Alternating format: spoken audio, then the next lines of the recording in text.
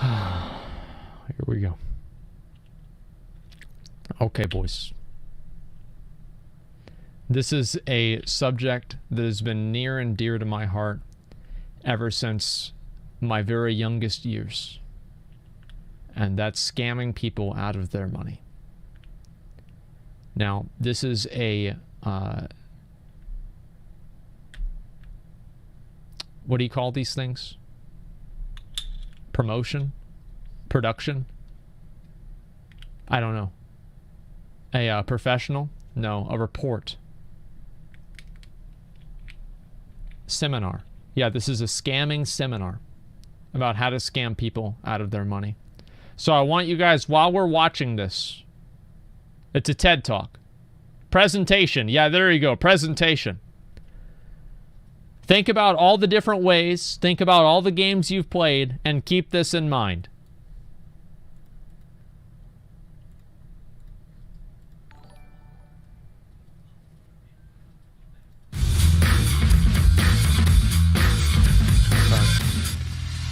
Oh my god! Look at that like and dislike ratio. Holy shit. Didn't you already watch this? No, I didn't. I watched a video that looked at... We watched a video that referenced this and showed a few clips from it, and I was like, wow, this is really, really good. I want to watch this whole thing on my stream. And so that's what we're doing now. Hello.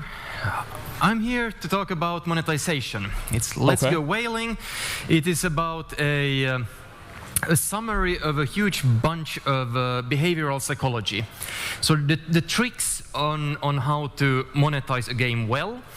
Some of you will probably be slightly shocked by all the tricks I have listed here, but I'll leave the morality of it out of the talk. We can discuss it if we have time later. He doesn't give a fuck. That's basically what he's trying to say. He's like, we'll talk about the morality after the, you know what, let's just talk, yeah, all right, let's get on with the show. That's basically what he's doing. He doesn't give a fuck. So, let's dive right in. First off, Wall Street trader and an oil sheikh got into a fight. Who won? You guys did. This is to remind you that a lot of you think about like the investors that are sitting there at the thing with like their arms over like crossed on top of their big fucking bellies, just laughing this shit up, dude. Like you can just hear them in the background. Keep that in mind. The spend comes from the high paying guys, the whales, and the very best way to get these guys to spend is to get two rich competitive guys to fight each other and tell them, I'll give you a slight upside if you pay me. Next off, to remind you that the best way to make sure of both your retention and your monetization is to make sure you have enough of an in-game economy in there. What economy? Up there is actually clearly lowballing it. Top grossing games have in-game economies worth tens of thousands. That's how you can keep...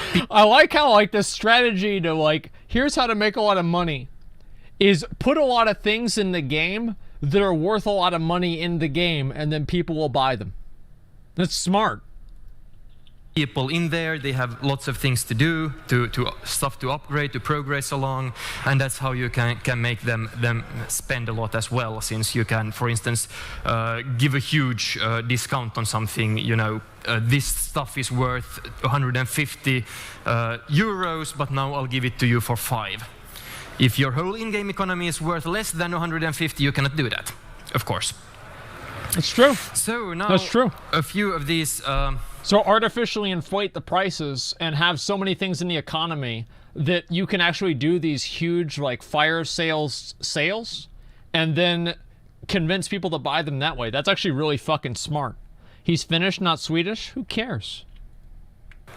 Like frameworks on how to think of stuff. I've seen suggestions to model what you sell according to Bartle types. I assume you're all familiar with Bartle types. The achievers want to progress in the game. The socializers want to speak to other people. Those are the role players. The killers just want to compete and kill each other. And the explorers are the guys who are after stories. Those are the casuals. And experiences. Yep.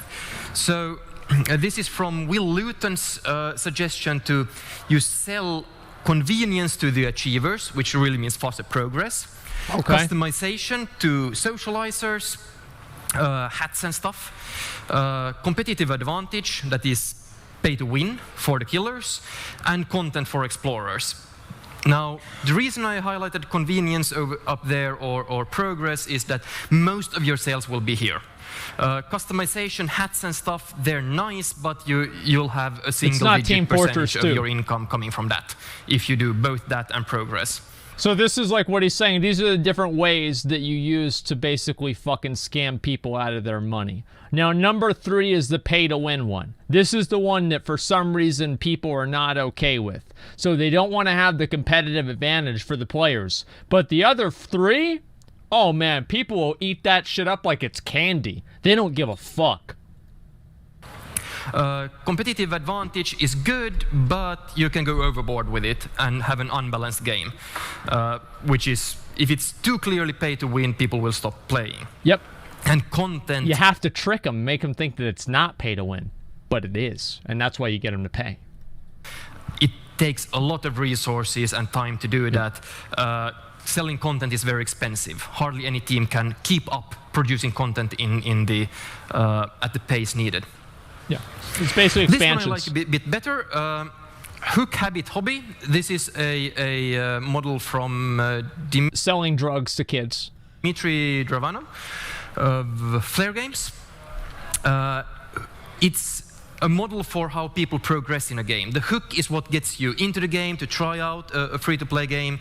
Then you build it into a habit that you play multiple sessions every day. And then at the end, it's the hobby phase where people smoke weed every day. See it as one of their main hobbies, and they put lots of time and resources into it.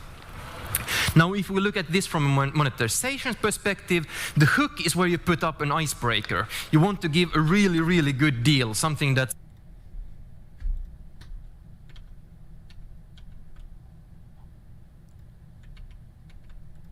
a no-brainer. You would be crazy to turn it down as a player.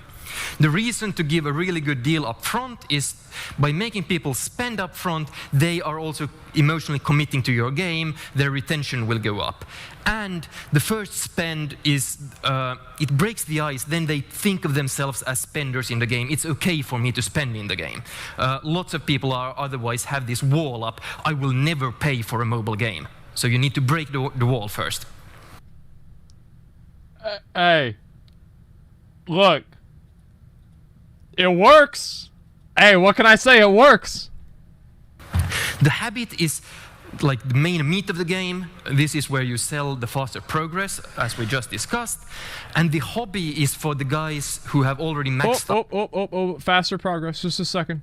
Whoa. Wait a minute. Pause. Oh, what's this? What? Whoa, what's this? Wow! How about that? Man, these Blizzard guys, they really know what they're doing.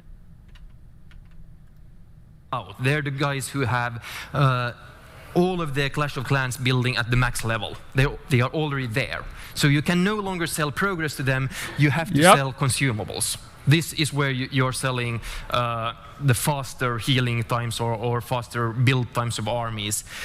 This is also where you get basically unlimited upper spend. There's no limit to how much you can spend in, for instance, Clash of Clans. Yep. So let's go down into some of these more tricks. Gachas. Who hasn't heard of gachas? Yep. Excellent. Most of you have. So gachas, they're named after gachapon, these Japanese machines, which are sort of slot machines that give you collectible stuff. Okay. On random, you get collectible stuff. But it's really the same mechanic that we have had in Western markets for collectible playing cards like Magic the Booster Gathering for packs. OGs. You never had cannot, Charizard. No matter how much you spend, you cannot directly get the card you want. You have to, over and over again, pay to get a bunch of random cards and hope that the thing you wanted is in there. Or then you like trade them somehow if there's... We're still saying, wow. Well, you're no longer able to buy the specific item that you want. let's say with maybe the Azurite vendor, you know, you're not able, actually now you are, but before you weren't able to buy the item that you wanted, you just have to continue rolling the dice. I mean, just for an example. What wasn't what you hoped for. Yeah, these right. are great for again both monetization and retention because people like the lottery part of it. If you want to look up Skinner box to know why. It's really a lot more exciting, and you get more content because people cannot immediately progress to the stuff they want. The Skinner box is a variable reinforcement ratio, which is what is the most powerful tool of getting people to repeat a process. So if you roll the dice and you always know exactly what you're going to get, you're not going to do it as often. If you roll the dice and you never get what you want, then you're never going to do it. But there's a sweet spot in the middle of it where whenever you roll the dice and you don't know if you're going to get it or not, you get that excitement. That's the variable reinforcement schedule that Skinner boxes use, right? And that's the strongest way of creating a gambling type behavior. And that's also the same thing that's happened with like games too. Think about the way they do WoW loot now. It's the same fucking thing. All right, let's go. They have to keep trying a few times, so it really takes like 5 times as long to get the collection that they need compared to just progressing and collecting soft currency and buying it straight off. Titan Fortune. Okay, then think about how you want to get to your millions. Do you go the king route of having a huge King is owned by Blizzard. volume of players and a fairly modest lifetime value for each spender? Yep. Or do you go the machine zone route of having a very hardcore game that like 95% of the population is going to look like, what is that? But the 5% that actually do play... I just want to pause this right now. Just give me 1 second, guys. Somebody reminded me of something that was extremely important that I don't know what I was thinking. I don't know what I was doing, but I'm a big fucking idiot. I am not farming these mounts while I'm AFK on my alt characters. I'm such a piece of shit.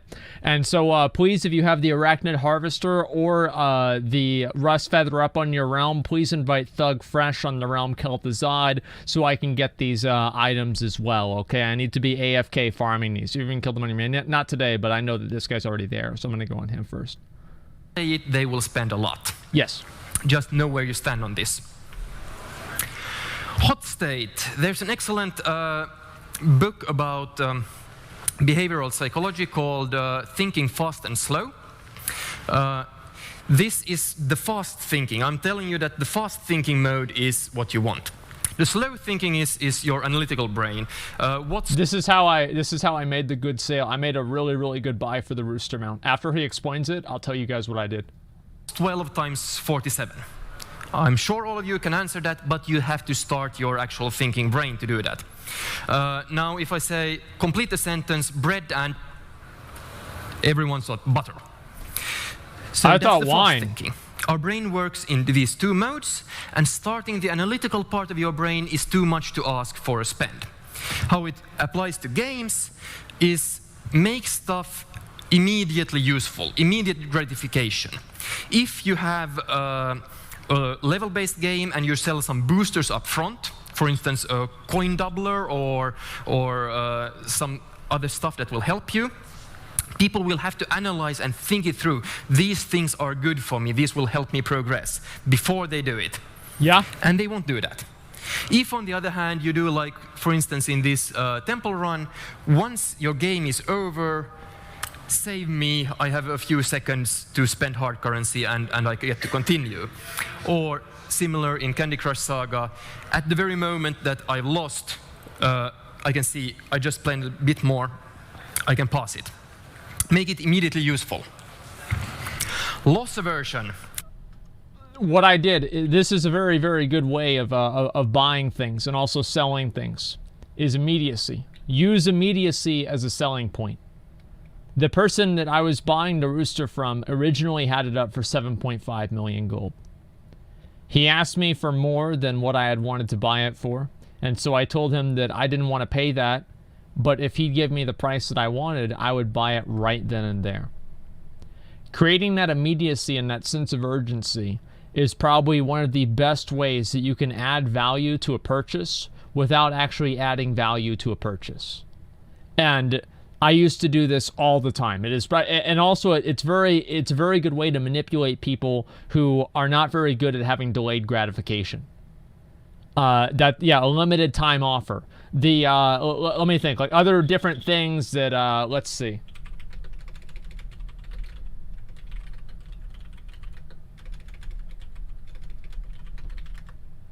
Like tell people that, like, maybe for example that, you have this thing, and maybe if you don't buy it right now, it's going to be gone. Or, I've got the money right now, but tomorrow I've got to pay my rent, or, I've got a bill coming due tomorrow, so by that time I won't have the money. So you better go big, and at the end you'll save bigger. Okay, limited edition. Yeah, exploit the proletariat swine. Exactly, yeah. So there's plenty of different ways to do this, okay, guys, just so you understand. Tell people to trade it for thousands of years. Oh, yeah, no, this guy isn't saying anything that's new. He's just using a different avenue to say it. This is, people are much more attached to the stuff they have than an equal amount of things that they can gain, which means that if I give you an offer, I'll flip a coin. If it's tails, I'll take 100 euros from you. If it's heads, I'll give you 120 euros. Who would take the bet? No one. No.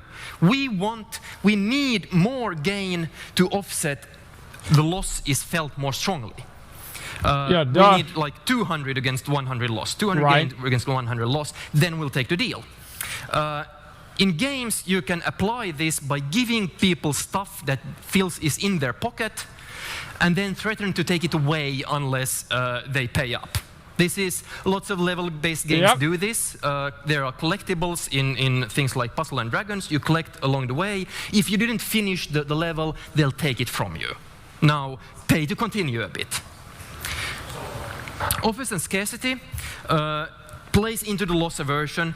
If there are rare cards up here, and you see the goblin going with his clocks, tick-tock, I'll take it away from you, I'll take it away from you. They are scarce, they go away. This is a brilliant way to get more. That's right. People it sure to is. spend more. Subscription, does anyone recognize the guy? He's the builder from Clash of Clans. The point of this is the builder has a very specific way of working.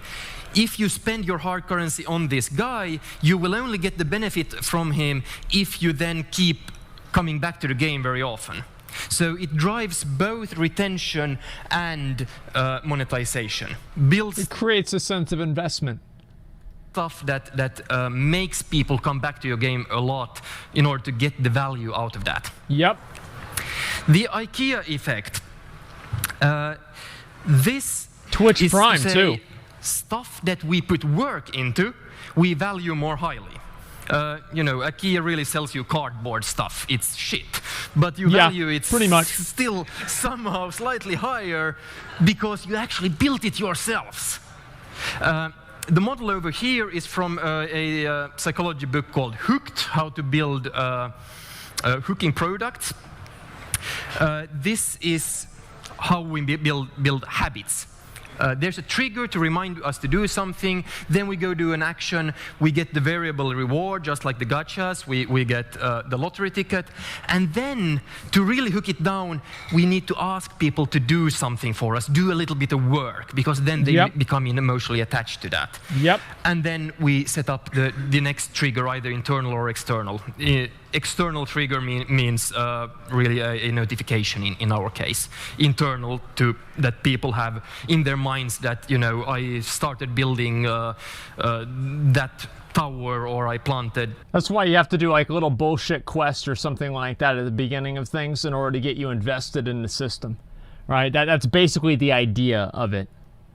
Pumpkins, that means I need to come back in 8 hours. Yeah. So that's the trigger, and then we go round and round, and we have the habit. Anchoring is fun. Anchoring means that when we don't know the price of stuff, the first price we hear suggested for it becomes our anchor, and then we compare everything to that. Yep. For instance, an iconic example. This is what people do with WoW pearls. tokens. Black pearls, when they first came on the market, no one wanted them because they're dull and black and don't look very nice. The guy who had them told his summer trainee or whatnot to just dump the price of them and get rid of them. Yep. The summer trainee understood it wrong and actually hiked the price by 50% or 100%. And then suddenly they became these objects of desire. Even more special, I think, is this.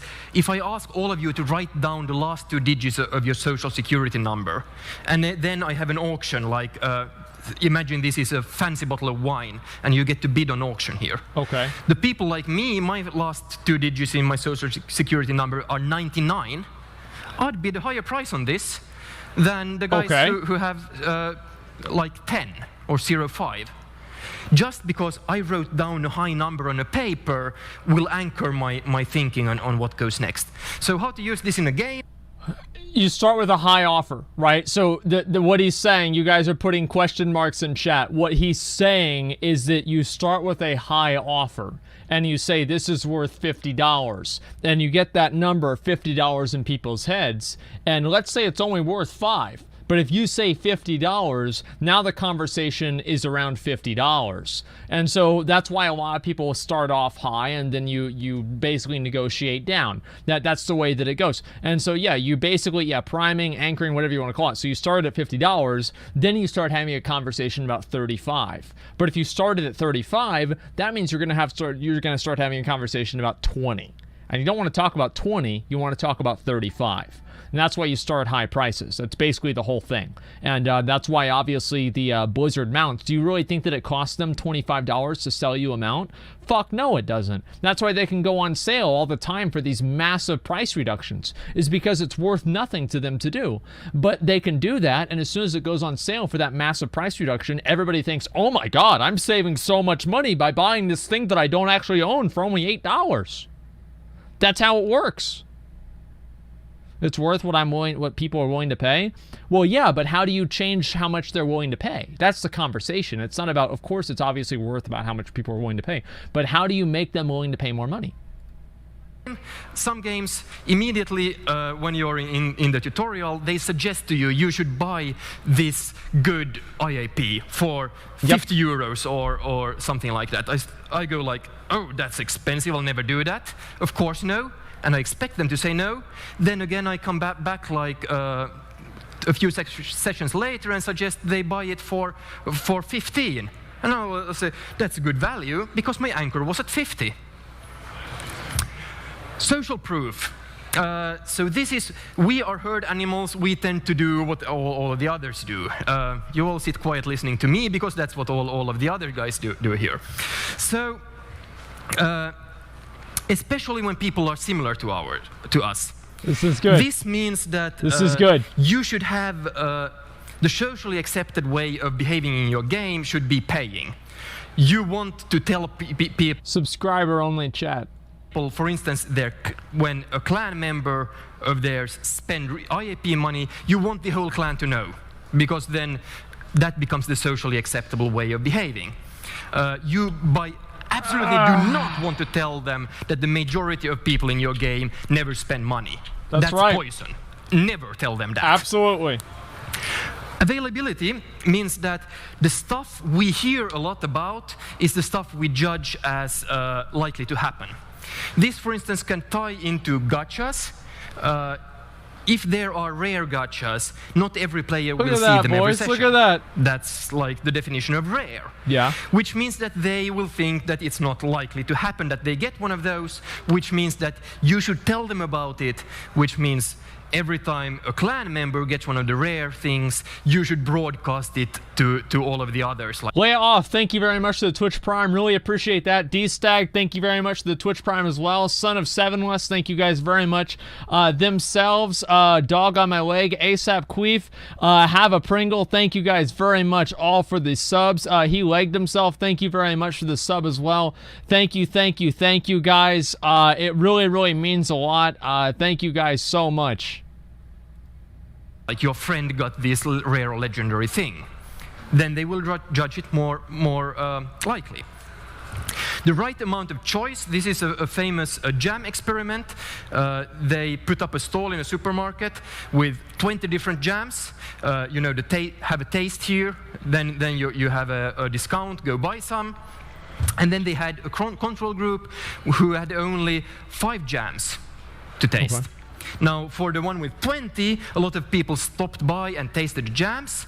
But for the one with 6, a lot more people bought. Because they know that that's the best one. That's the one I want. If there are 20, there's too much choice. We just get anxious. We choose nothing. There's a bunch of data on this. Path of Exile kind of has this problem because they have so many microtransaction items that the player becomes overwhelmed. And also, let's go ahead and go back to the See You Later bundle.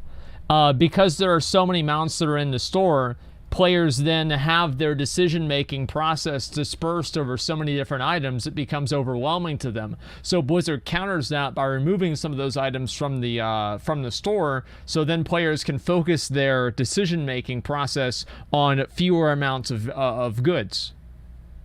So this is, yeah, I mean, there it is, only 6 items to shop at a time. Not 6. PoE also put in loot crates. PoE is also free. Okay? Like, keep that in mind. PoE is free. That whales take longer time to convert. This is just another reminder for you to have content for a bloody long time. The core loop goes through the store. Have an example, hill climb racing, because it's so fantastically minimal and nice. You do your action, your in-game, your core game there, and you go straight into the meta game where you do the upgrades, and then back there. So the loop always goes through the meta stage where your store, where you're spending money. Labeling. Like, for example, like, let's say maybe you have like a menu that you have to always go to, and shop is right below help.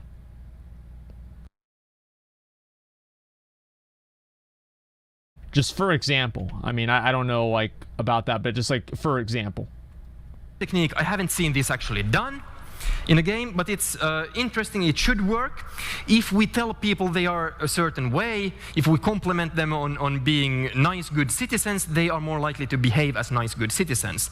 So you should actually tell your players that they are generous individuals who have a taste for good art and want to support their game developers by paying you and buying IAPs. Related to that, also to telling people the reason to do something makes them much more likely to actually follow through and do that. Spend because. So, for example here, Blizzard used this methodology on the sale of the Hogris mount, right? Is it like you're basically saying that, you know, you're buying the Hogris mount for good fortune. Well, look at even the name of the Hogris mount. Isn't Hogris the mount of good fortune? Think about that. It's the same fucking thing. It's a little bit different. It's a little bit more abstract, but it's the same general thing. Pretty sure you can't press escape to the shop, unlike many other in-game menus. I don't know about that. Reasons. The reasons don't even have to be that good in order for this to work. And last, here are remember, there are 4 ways of progressing in games in general. You can have a skill-based game, you can have a luck-based game, you can have a game where you just progress by grinding, or you can pay to progress. Make sure like that your games aren't too skill-based. I made that mistake myself. A too skill-based game, you don't get people to pay you because there's no reason to. Nope. So make sure grinding and paying are legitimate versions of progressing in the game. Like buying store mounts? Like buying store pets? Thank you, that's it. A few questions.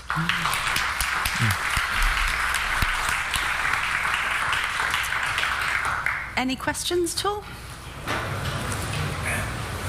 No? Okay, well, thank you very much. Thanks. I'll give one more in case you didn't have questions. Reciprocity is a very, very strong mechanic. If I give something to you, if you give something to me, I feel obliged to give something to you. To trigger that, however, we need 3 different criteria. The gift needs to be unexpected, personal, and significant. It can't feel like something Gifted subs. I gave to everyone, which makes this a real challenge to do as part of the game. But I think you can incentivize your players to trigger reciprocity between each other. But that's a challenge for you guys. Thank you.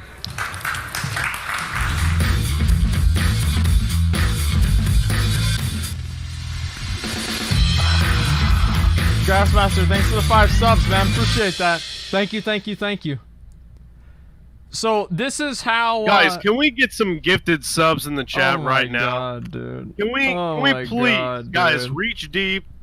Can we give back? I mean, we have a lot of generous people in this chat, right? A lot of people that, you know, they really care about how, you know, how well we're doing, right? And that's what matters. Yeah, very, very generous people. Mount? Oh wait, yeah, I tagged it. Okay, we're good. I'll get the mount here. Just a second here. Dan Hunter with the 5 Get the Community subs too. Thank you very much. Ray Quazzo with the 5 Get the Community subs. Thank you, thank you, thank you, dude. Thank you very much. So guys, the point that I'm making, I think that you guys obviously see basically what the fuck is going on here, right? I mean, this is... what did you guys think of the video? First thing I want to say is, what did you guys think of the video? Did you like it? Make sure your games aren't too skill-based. Yo Crunch with the 5 more gifted community subs. Thank you very much, man. I appreciate that. I mean, these videos, right, it's very important to watch them. So it's like, so you know how you're getting fucked. You know exactly how it's happening. And that's why I want you guys to watch the videos, so that way, you know, whenever you see one of these things happen in real life, you can tell it, right? This video is about to get really popular. God bless you, Jim. And Crumbers. Say what? Oh, and Crumbers and Eltar with the 5 more gifted community subs. Thank you very much.